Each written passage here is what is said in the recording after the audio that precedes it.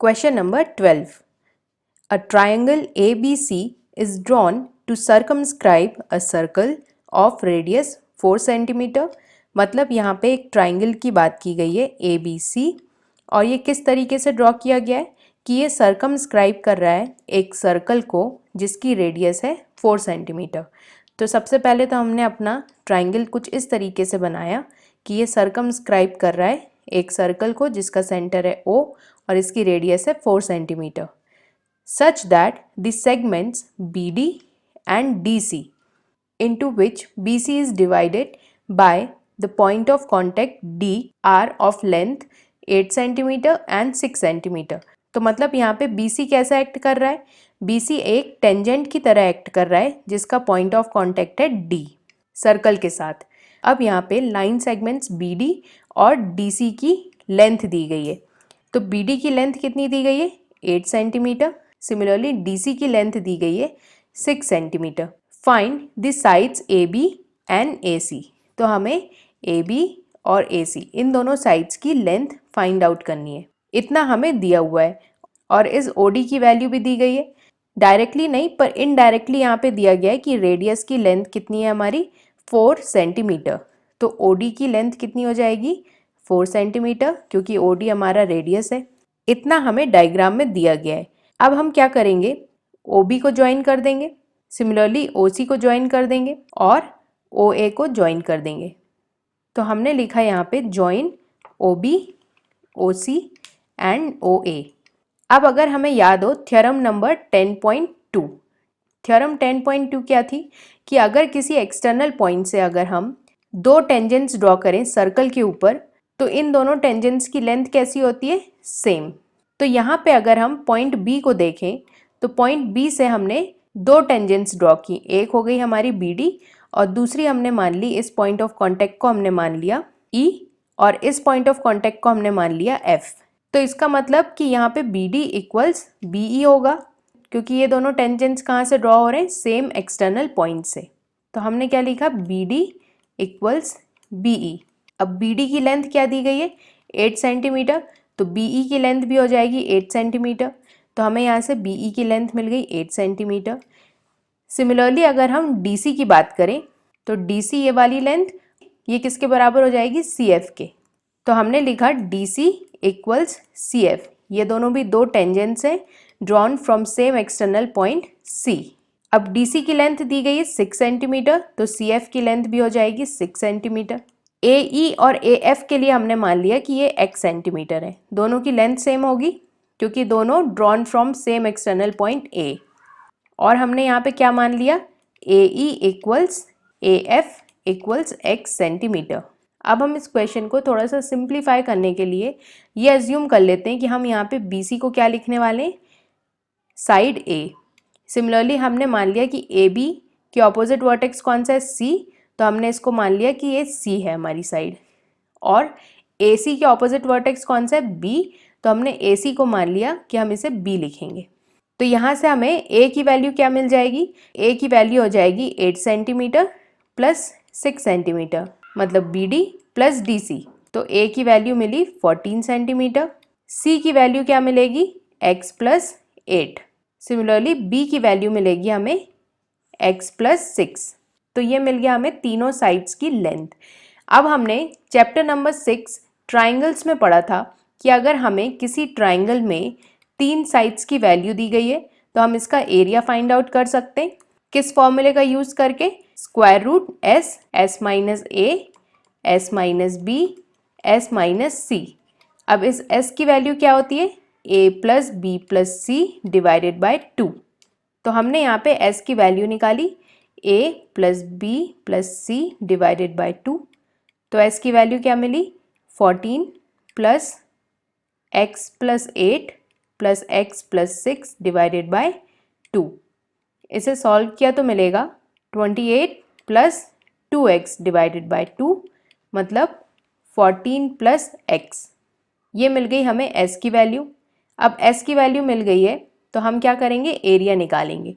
तो यहाँ पे लिखेंगे area of triangle ABC equals square root S bracket में S minus A, S minus B, s minus C. तो ये मिलेगा हमें स्क्वायर रूट s की जगह लिखा x प्लस 14, फिर ब्रैकेट में s मतलब x प्लस 14 माइनस a की वैल्यू क्या है 14, फिर ब्रैकेट में x प्लस 14 माइनस b, तो b की वैल्यू क्या हो जाएगी x minus x minus 6। Similarly third bracket में आएगा x plus 14 minus x minus 8।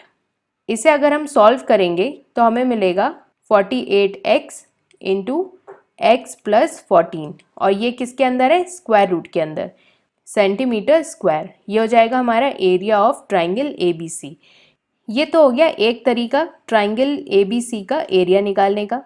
अगर हम दूसरे तरीके की बात करें तो एरिया ऑफ ABC को हम क्या लिख सकते हैं, तीन छोटे ट्राइंगल्स के एरिया का सम। जैसे पहला ट्राइंगल हो गया ये वाला AOB, दूसरा हो गया ये AOC, और तीसरा हो गया ये वाला ट्राइंगल OBC।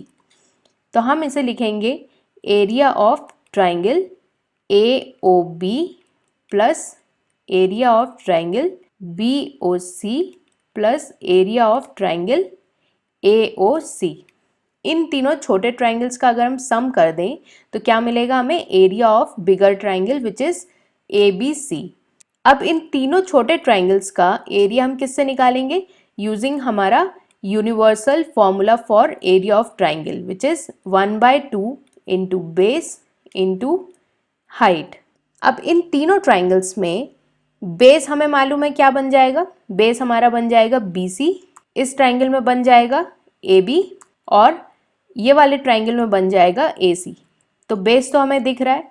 अब अगर हाइट की बात करें तो हाइट इस ट्राइंगल में क्या बन जाएगी OD। सिमिलरली इस वाले ट्राइंगल में हमारी हाइट बन जाएगी OE।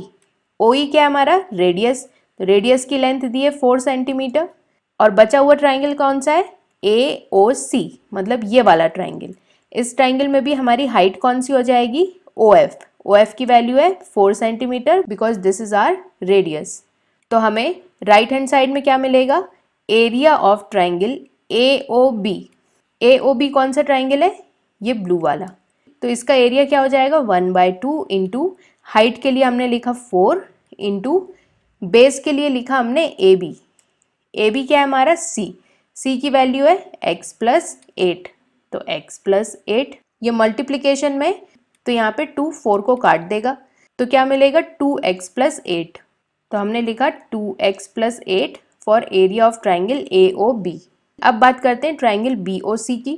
तो BOC कौन सा ट्राइंगल हो गया, ये रेड वाले ट्राइंगल में 1/2 इंटू बेस क्या है A की वैल्यू क्या है 14 सेंटीमीटर, तो 1/2 इंटू 14 इंटू हाइट है इसकी 4, तो क्या मिलेगा हमें 14 इंटू 2 28। तो यहाँ पे हमने लिखा 28 किसके लिए, एरिया ऑफ ट्राइंगल BOC। अब कौन सा ट्राइंगल बचा है, एरिया ऑफ ट्राइंगल AOC।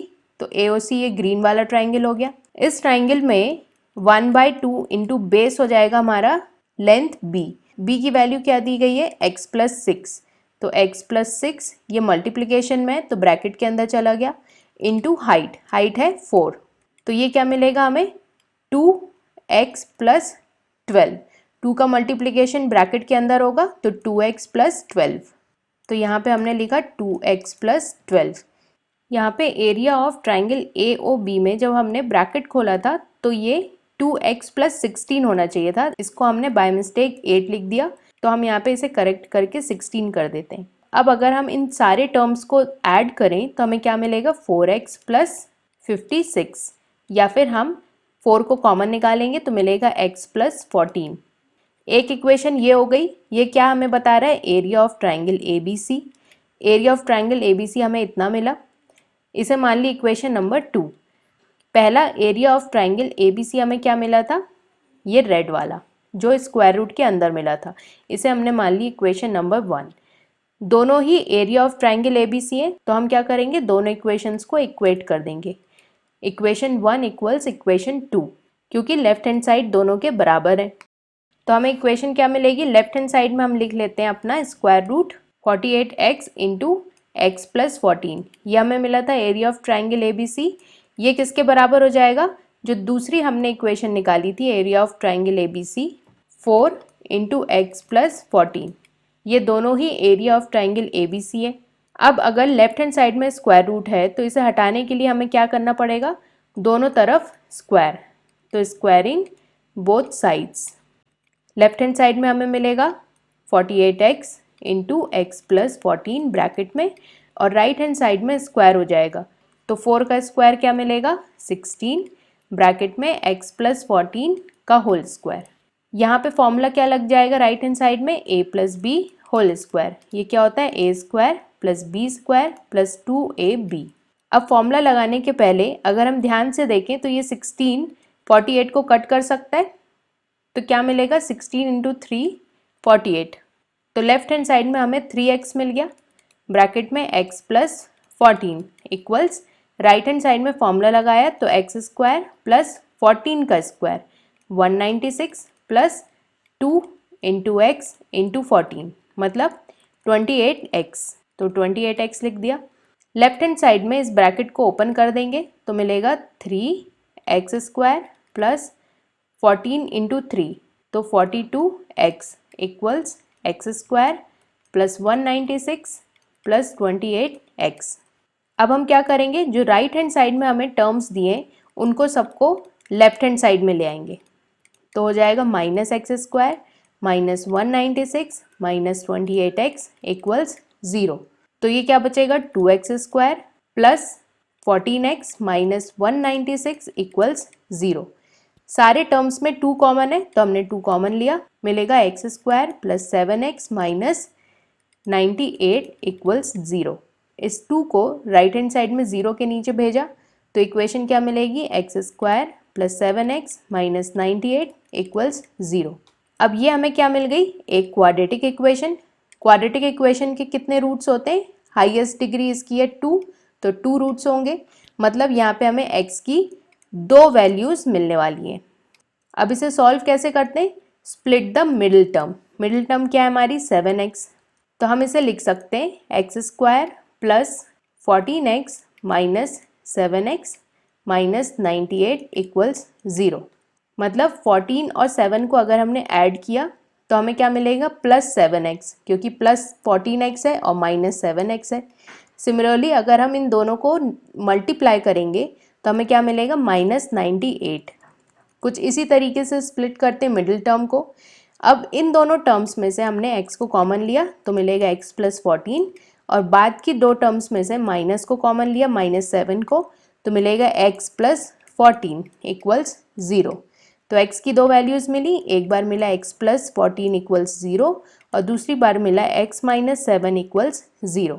तो यहाँ से x की वैल्यू क्या मिली माइनस 14 और यहाँ से x की वैल्यू मिली 7। अब अगर याद हो तो x क्या था हमारा, ये डायग्राम हमारा कुछ इस तरीके से था, तो x हमारी ये वाली साइड्स थी। अब किसी भी साइड की वैल्यू नेगेटिव नहीं हो सकती, तो हम x माइनस 14 को कर देंगे रिजेक्ट, चूज किसे करेंगे x इक्वल्स 7 को।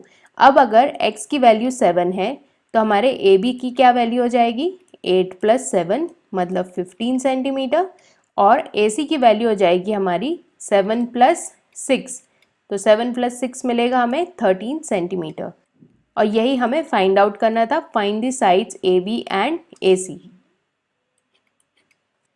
क्वेश्चन नंबर 13, ये इस चैप्टर का लास्ट क्वेश्चन है। Prove that the opposite sides of a quadrilateral circumscribing a circle subtend supplementary angles at the center of the circle।